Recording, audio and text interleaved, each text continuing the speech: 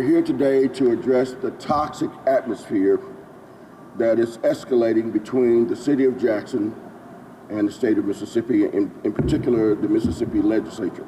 There are 8 or 9 bills that specifically target the city of Jackson. 4 of those bills Democratic Senator John Horhn is pointing to are House Bill 1168, which mandates Jackson use its 1% sales tax strictly on water and sewer infrastructure. Senate Bill 2889, which would take control of water and sewer operations in Jackson, and House Bill 698, which would require water and sewer billing to be based on use and not property value. The efforts to control Jackson's water system come after the city has secured over $800 million in funds to fix the crippled infrastructure, and after the federal government appointed a third-party water administrator over the city's water operations. Now, as it relates to Senate Bill 2889, this bill is purely and simply a taking. They are taking an asset owned by the city of Jackson, and they're giving it to somebody else.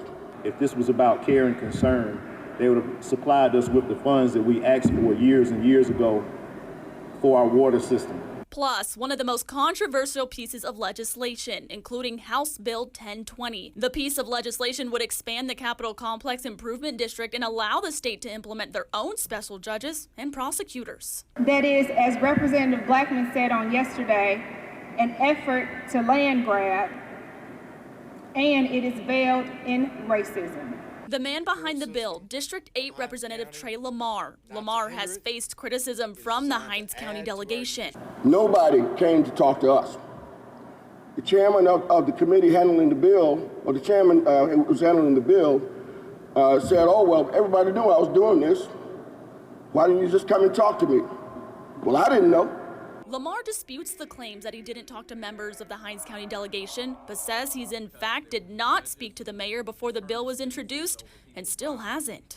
The mayor, I think, has a very well-established history of not speaking and talking and working well with others. If the mayor wants to meet with me, my door is open. I'm happy to meet with him. In Jackson, Michaela Franklin, 16 WAPT News.